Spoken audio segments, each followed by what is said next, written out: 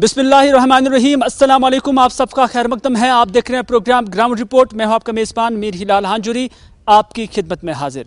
नाज़रीन, कश्मीर के अंदर 400 नज़र दौड़ाई जाए तो एक ही पुकार है कि उन्हें वैक्सीन दे दो, क्योंकि कोविड का कहर लगातार जारी है और वर्ल्ड हेल्थ ऑर्गेनाइजेशन के साथ साथ मुल्की स्तर के जो बड़े बड़े तिबी इदारे हैं, उनकी ये रिकमेंडेशंस हैं कि इस कोविड का मुकाबला करने के लिए जो सबसे बड़ा हथियार है इस वक्त है तो वो वैक्सीन है। और लोग भी अब डिमांड कर रहे हैं कि उन्हें वैक्सीन दिलाया जाए ताकि जो रोज़ाना अमवात शरह जो बढ़ चुकी है उसमें किसी हद तक कमी आ सके। रोजाना तो कोविड के केसेस बढ़ रहे हैं, 4000 से लेकर 5000 तक का आंकड़ा भी पहुंच चुका है, लेकिन लोगों का यही मानना है कि जब तभी माहिरीन यही कहते हैं कि इसका मुकाबला अगर कुछ कर सकता है तो वो वैक्सीन है, लेकिन कश्मीर के अंदर वैक्सीन गायब है। इससे सरकार की नाअहली तस्वुर की जाए या कि एडमिनिस्ट्रेशन की अदम तवज्जुही, क्योंकि कश्मीर के अंदर अगर आज वैक्सीन मौजूद नहीं है तो उसके लिए जिम्मेदार क्यों? क्योंकि सरकार की इस कोताही से या इस अदम तवज्जुही से या अदम दिलचस्पी से समाज के अंदर तरह तरह के ख्यालात पैदा हो गए हैं। क्योंकि आम लोगों से जब बात करते हैं तो उनका मानना है कि जम्मू के अंदर वैक्सीन तो मिल रहे हैं, लेकिन कश्मीर के अंदर जानबूझकर ये वैक्सीन नहीं दिए जा रहे हैं। यानी लोग इस सूरत हाल को आज डिस्क्रिमिनेशन प्रिज्म से देखते हैं। लोगों का ख्याल है कि कश्मीरियों के साथ इम्तियाज बरता जा रहा है। लोगों का मानना है कि जम्मू को एक नज़र से देखा जाता है और कश्मीरियों को दूसरी नज़र से देखा जाता है। आखिर ये ख्याल क्यों पनप रहा है कश्मीरियों के अंदर? क्या इसके लिए सरकार जिम्मेदार है या कि जो पब्लिक है उन्हें इस बारे में इंफॉर्मेशन नहीं है? क्योंकि सरकार ने अभी तक पूरे जम्मू कश्मीर के अंदर लगभग 28,76,000 कोविड जो वैक्सीन डोजेस हैं वो लोगों को दे दिए हैं, लेकिन उसके बावजूद क्या वजूहात के लोग अभी भी सरकार से नाराज है, एडमिनिस्ट्रेशन से नाराज है? और क्या वजह है कि लोग, खासतौर पर कश्मीर के लोग, इस कोविड के वैक्सीन के प्रोसेस को या इस अमल को आज डिस्क्रिमिनेशन प्रिज्म से देख रहे हैं? हमने भी कुछ लोगों के साथ बात की। लोगों ने कहा कि जम्मू वालों को मिल रहा है लेकिन कश्मीरियों को जानबूझकर नहीं दिया जा रहा है। लोगों के साथ बात करने के बाद आप भी खुद मुलाहजा कीजिए कि लोगों के अंदर किस कदर सरकार के तहीं, लेफ्टिनेंट गवर्नर, एडमिनिस्ट्रेशन के तहीं नाराजगी पाई जा रही है। हम कश्मीरियों को अल्लाह का करम है जो हम अभी तक ज़िंदा है, दिन दिन निकाल रहे हैं। अदरवाइज़ यहाँ की जो हालात है हम देख रहे हैं, जो वैक्सीन है अभी तक मुझे नहीं लग रहा है मतलब 30-20% को भी हुआ है। ठीक है, अब आप देखो जम्मू में वैक्सीन डेली कितने होते और कश्मीर बनिस्बत कश्मीर में कितना हो रहा है। गवर्नमेंट को चाहिए कि अगर पब्लिक ने पूरा सपोर्ट दे दिया, लॉकडाउन में दे दिया, अपने कारोबार बंद रख के घर बैठे, बट गवर्नमेंट को भी चाहिए कि इन वैक्सीन डोर टू डोर पहुंचाए, कश्मीर में ज़्यादा पहुंचाए, वो बेहतर है हमारे लिए कश्मीर। अदरवाइज एक अल्लाह का करम है कि हम अभी तक ज़िंदा है, कश्मीर दिन ब दिन निकाल रहे हैं हम। जम्मू में तकरीबन 5-6 दिनों में 1 लाख वैक्सीनेशन हुई है, जबकि 7,500 कश्मीर में हुई हैं। ये बहुत ही बदकिस्मती की बात है कि जहाँ पर ज़्यादा केस हो रहे हैं जम्मू में बहुत कम केस हो रहे हैं बनिस्बत की कश्मीर। इनको चाहिए कि यहाँ पर वैक्सीनेशन के अरेंज करें ताकि यहाँ को लोगों को सहूलियत मिले और ताकि इसको हम कोविड को हम डिफेंड करें। वैक्सीनेशन ज़रूरी है हमारे लिए, ये होना चाहिए किसी भी सूरत में। गवर्नमेंट को चाहिए, मैं एलजी एडमिनिस्ट्रेशन से दरख्वास्त करता हूँ, अपील करता हूँ कि वो फ़ौरन इस बारे में कदम उठाए और यहाँ पर वैक्सीन वो अरेंज करे ताकि यहाँ पर वैक्सीनेशन हो जाए। नाज़रीन, आपने आवाम की आवाज़ सुनी। ये आवाम की आवाज़ थी। अलग अलग जगह पर लोगों के साथ हमने बात की और बहुत सारी बातें हमने की जो हम आप तक नहीं पहुंचा सकते हैं क्योंकि वक्त मुख्तसर है।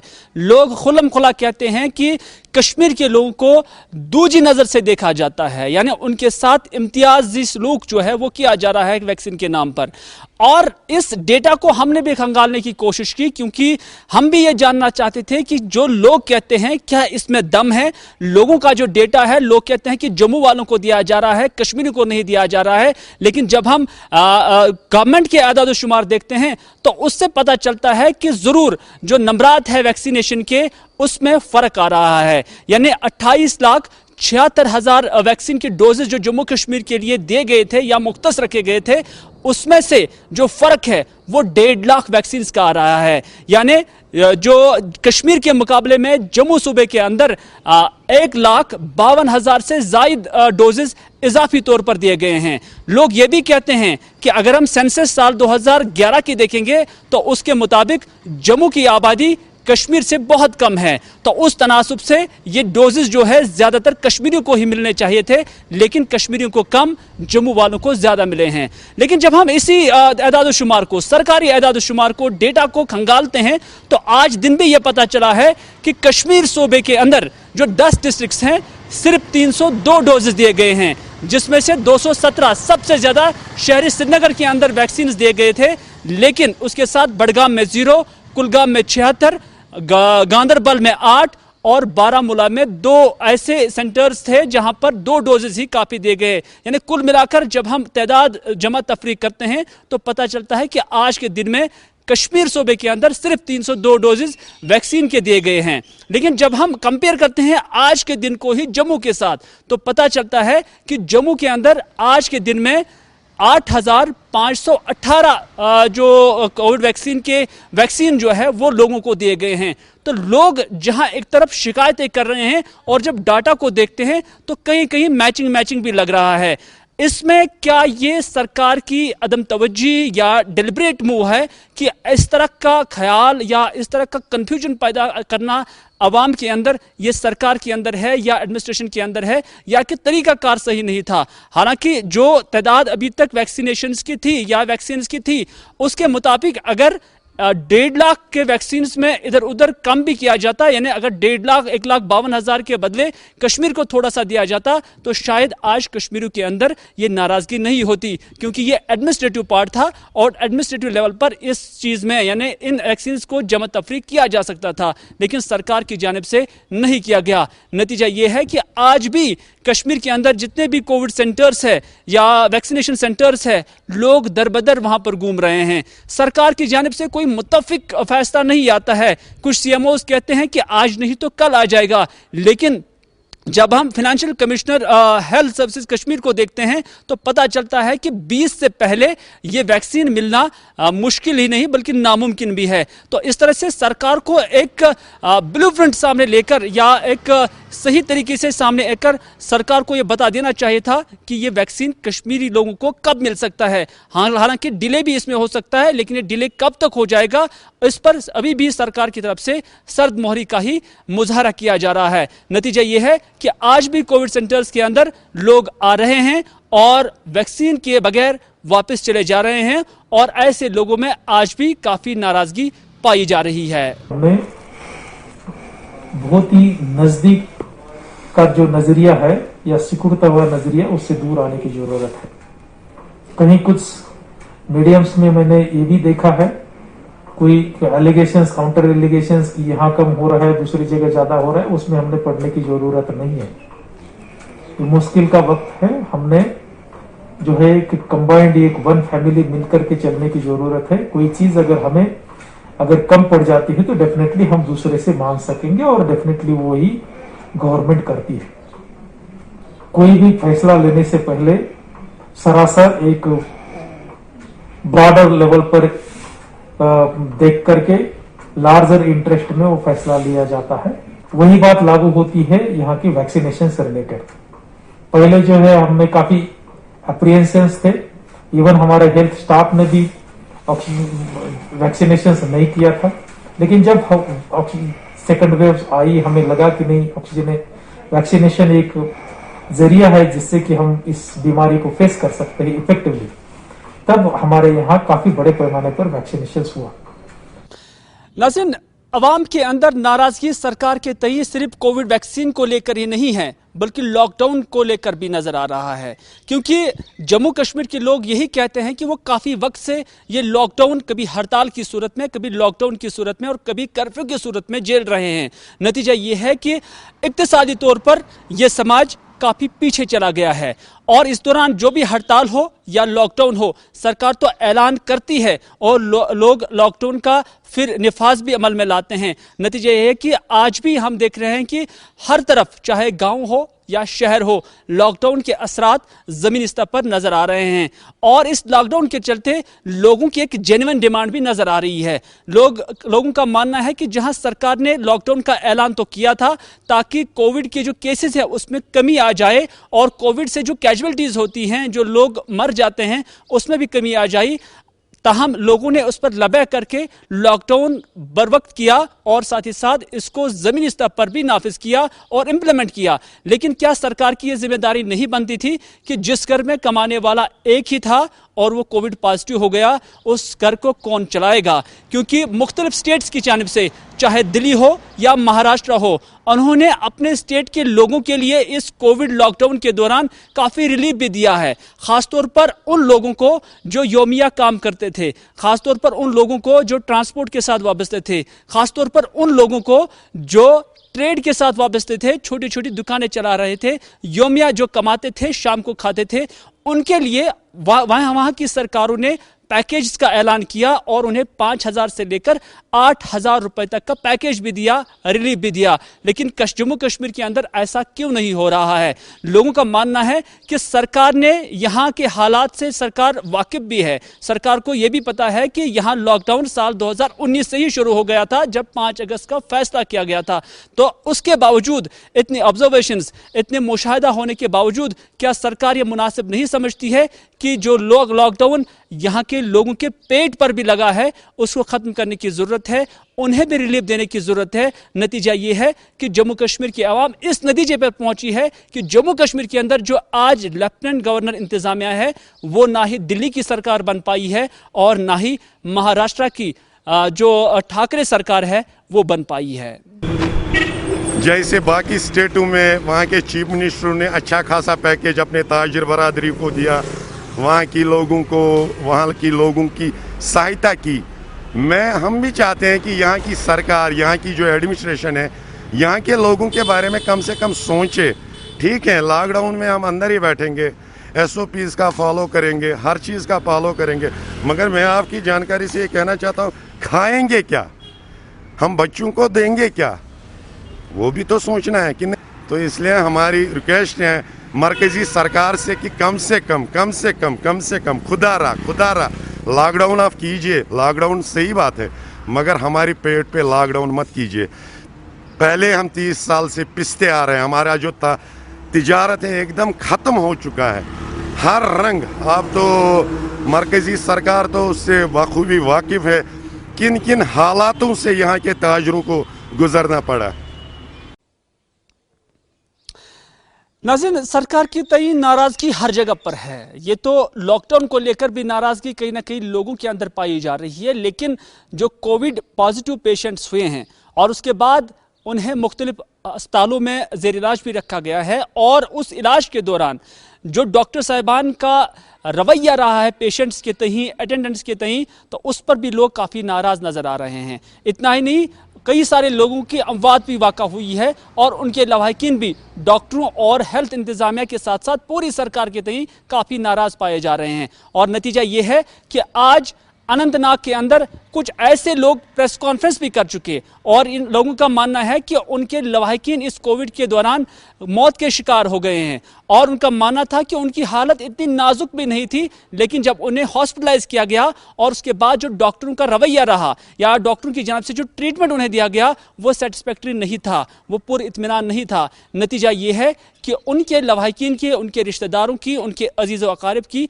मौत वाक़ा हुई है। क्योंकि अनंतनाग के अंदर ही एक ऐसा घर भी है जहां एक ही घर के अंदर 3 अमवात हुई है, और वो भी आज प्रेस कॉन्फ्रेंस देने के लिए आए थे और सरकार को ये गोशगुजार कराने की कोशिश कर रहे थे कि जो उनके डॉक्टर्स हैं हेल्थ डिपार्टमेंट के, या खासतौर पर जो मेडिकल कॉलेज अनंतनाग है, वहाँ पर न नर्सिंग स्टाफ कोऑपरेटिव है और न तिबी स्टाफ कोऑपरेटिव है। नतीजा ये है कि यहाँ पर लोग जो है रोज़ाना मर रहे हैं, क्योंकि उनका मानना है कि उन्हें सही तरीके से तिबी जो सहूलियत है, चाहे डॉक्टर का मशवरा, यहाँ तक कि उनका मानना है कि डॉक्टर्स देखने के लिए भी नहीं आते हैं। तो इस तरह से हर जगह पर शिकायतों का अंबार सरकार या उसके ज़ेर मातहत महकमा जात के जितने भी अहलकार हैं उनके खिलाफ लोग आज कर रहे हैं। कि हम 3 यहाँ पे 4 बंदे जो खड़े हुए यहाँ हमने अपने 1 हफ्ते में हमने अपने लवाकिन को खोया है। मैंने अपनी माँ को और अपनी भाभी को मैं 24 घंटे के अंदर दफना के आया हूँ। ये अपने वालिद साहब को, वो अपने वालिद साहब को। मेरी भाभी की उम्र 35 साल की थी और इतनी यंग, विदाउट एनी कोमॉर्बिडिटी, उनको कोई डायबिटिक नहीं था, कोई हाइपरटेंसिव पेशेंट नहीं थी वो, उसके बावजूद भी जीएमसी के अंदर उसकी मौत होती है only because of the criminal negligence of the doctors and the paramedics at GMC Anantnag. कोई भी सपोर्ट नहीं है स्टाफ की तरफ से, कुछ नहीं है। वेंटिलेशन का कोई इंतजाम नहीं, वेंटिलेशन सपोर्ट जिस टाइम पे पेशेंट को चाहिए वो फराम नहीं हो रही है। जबकि आपको मुझसे ज्यादा पता है कि लास्ट ईयर इनको 25 से या 25-30 वेंटिलेटर्स इनको आए हैं सेंटर से। कहाँ है वो, किस काम के है फिर वो, उनको क्या करना है, अचार डालना है उनका, क्या करना है उनका। फिर आप वहां का जो पैरामेडिकल स्टाफ है इतना इग्नोरेंट और इतना एरोगेंट है कि उसकी मैं मतलब बात ही नहीं करना चाहता हूँ। बहुत ज्यादा इनएक्सपीरियंस्ड है, बहुत ज्यादा इनएक्सपीरियंस्ड है। आपको पता है कि एलजी की ऑफिस से एक क्लियर इंस्ट्रक्शन है सारे कोविड जो भी डेजिग्नेटेड सेंटर्स है कि वहां पे जो है स्पेशलिटी डॉक्टर्स ही अटेंड करें इन वार्ड्स को। वहां पे कोई स्पेशलिटी डॉक्टर कभी आता ही नहीं है। राउंड बस वो नाम के लिए एक राउंड करते हैं सुबह 5 मिनट का, उसमें सैचुरेशन और ब्लड प्रेशर देखते हैं पेशेंट्स का, बाकी कुछ नहीं होता है। एक्सरे आप टेस्ट कराइए, कुछ भी कराइए, उनका रिपोर्ट नहीं आ रहा है। डिपार्टमेंट्स का आपस में कोई सिंक्रोनाइजेशन नहीं है। अगर सैंपल लिया जाता है वो आगे फॉरवर्ड नहीं किया जाता है, नहीं होता, सैंपल मिसप्लेस होते हैं। बस हम इतना ही चाहते हैं, हम इसमें इन्वेस्टिगेशन चाहते हैं। हम यहाँ के डिप्टी कमिश्नर अनंतनाग को भी अपील करते हैं और लेफ्टिनेंट गवर्नर को भी अपील करते हैं कि इसमें आप प्रोब कराइए, इसमें आप इन्वेस्टिगेशन कराइए ताकि मजीद लोगों की जानें बचाया जा सके। और फादर को खोया, उनका नाम नजीर अहमद टिंडा था। देखिए उनकी डेथ जो थी वो अल्लाह ताला की मर्जी थी, लेकिन मैं ये चाहता हूँ कि वहाँ की जो फैसिलिटीज हो वो इम्प्रूव हो, क्योंकि लोग बहुत दूर से आ रहे हैं। अगर कोई बंदा अगर उसका नफर शिवन वोयल पकड़नाक पटिया वेयरनाक पटिया बहुत दूर पे, उसको पता नहीं होता कि ऑक्सीमीटर क्या है। अगर वाइटल चेक करने के लिए कोई इंस्ट्रूमेंट अवेलेबल नहीं है तो उसको कैसे पता चलेगा कि मुझे क्या करना है। उसको पता नहीं है कि ऑक्सीजन सिलेंडर कैसे एडमिनिस्टर करना है, क्योंकि वहाँ पे अटेंडेंट्स ही एडमिनिस्टर कर रहे हैं ऑक्सीजन सिलेंडर्स, अटेंडेंट्स ही सब कुछ कर रहे हैं। इनफैक्ट अगर आप देखें तो अगर किसी का इंजेक्शन लगता है उसके बाद अगर उसको वो खत्म हो जाता है, अगर उसको चेंज करना है तो वो अटेंडेंट करता है, नर्स सेकंड राउंड के लिए नहीं आती है। That is the kind of facilities we have there. और ब्लड टेस्ट का कुछ पता ही नहीं चलता। ब्लड टेस्ट, मेरे फादर का ब्लड टेस्ट गया था 29 को जिसमें एडमिट हुए थे। स्टाफ के बारे में हम कुछ बोल रहे थे, स्टाफ के बारे में। स्टाफ देखिए, स्टाफ को बहुत एरोगेंट भी है और इनएक्सपीरियंस है। बच्चे हैं वहाँ पे जो नर्सेज है, they are 21-22 year old kids. उनको क्या पता है कि डेथ क्या होती है, उनको समझ ही नहीं आता। वो सुबह आते हैं, शाम को आते हैं, बस चेक करते हैं। मुख्तलिफ लोगों की जानिब से अनंतनाग में प्रेस कॉन्फ्रेंस करने के बाद हमने इस शिकायत को मुतल्लिका जो प्रिंसिपल मेडिकल कॉलेज अनंतनाग है उनके साथ उठाने की कोशिश की। उनसे हमने जानने की कोशिश की कि क्या वजह है कि इस तरह के लोग जो आज मातम में हैं प्रेस कॉन्फ्रेंस करने के लिए मजबूर हुए हैं। क्या वजह है कि आपके ज़ेर मातहत जो महकमा है या जो हॉस्पिटल है वहाँ पर लोगों को तिबी इमदाद नहीं फराम की जा रही है, वहाँ पर उन्हें तिबी सहूलियत फराम नहीं की जा रही है, वहाँ उन्हें तिबी मशवरे फराम नहीं किए जा रहे हैं, वहाँ पर कोऑर्डिनेशन की कमी क्यों है।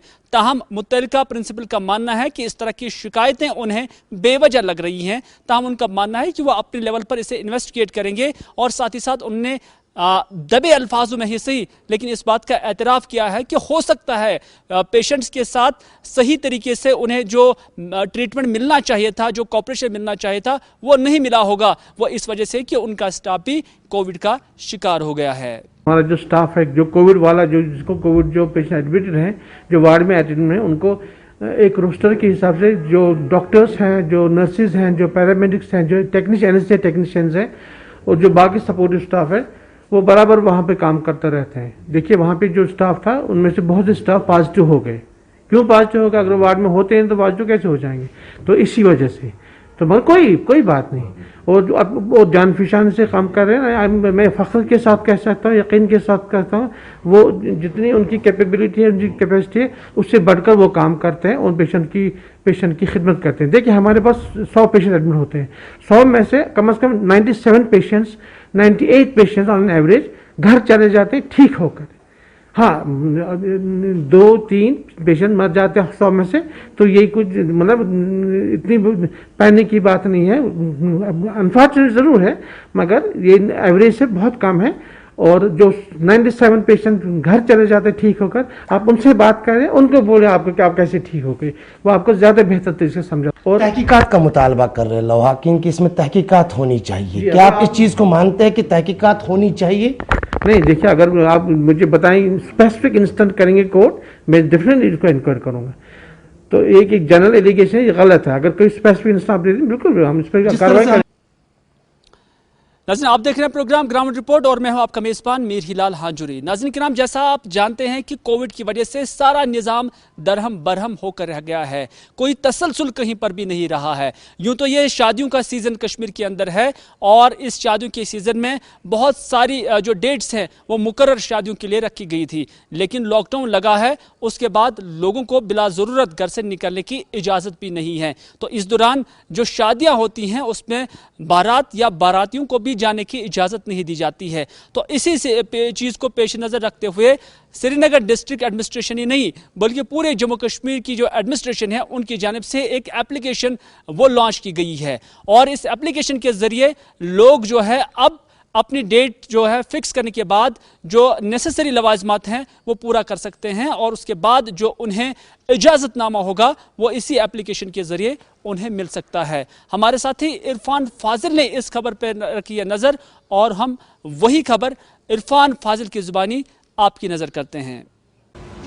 वादी कश्मीर में कोरोना वायरस पैंडेमिक और साथ ही साथ लगातार केसेस की तादाद और इस बीच अब एक्सटेंड भी किया गया है लॉकडाउन। और लॉकडाउन की बात करें तो इस बीच जहां पर भी शादियां होती थी तो उन लोगों को काफ़ी ज़्यादा परेशानियों का सामना करना पड़ता था क्योंकि वो मूवमेंट जो है ख़ास तौर पर बारात को लेकर नहीं हो पाती थी। और इस बीच जब ये बात सरकार तक पहुंची और डिस्ट्रिक्ट एडमिनिस्ट्रेशन ने अब फैसला लिया है कि उन्होंने एक वेबसाइट जो है एप्लीकेशन एक लॉन्च कर दी है और एप्लीकेशन epass.srinagar.nic.in या फिर .net पर आप रजिस्टर करके वहां पर पासेस जारी कर सकते हैं और साथ ही साथ जो भी बारात की जो मूवमेंट होगी तो उस पर भी अच्छा खासा वहां पर फीडबैक मिलेगा और लोगों को भी आखिरकार जो परेशानियां खास तौर पर मैरिज फंक्शंस के हवाले से उठानी पड़ रही थी अब इस एप्लीकेशन से उनकी परेशानियां जाहिर सी बात है दूर होंगी। विद वीडियो जर्नलिस्ट समीर वानी के साथ सईद इरफान फाजिल, गुलिस्तान न्यूज, श्रीनगर कश्मीर।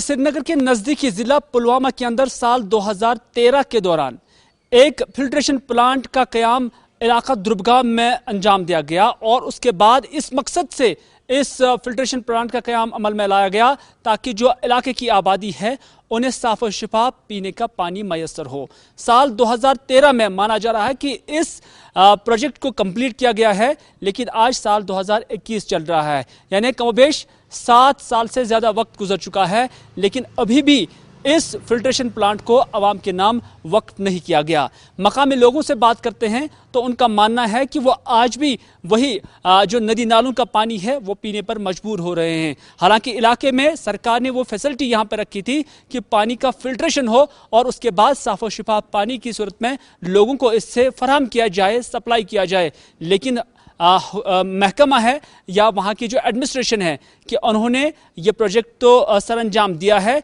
लेकिन इसका फ़ायदा अभी भी लोगों को नहीं मिल रहा है। इसे मिसमैनेजमेंट कहे या सरकार की अदम तवज्जो कहे, ये हम आप पर ही छोड़ रहे हैं।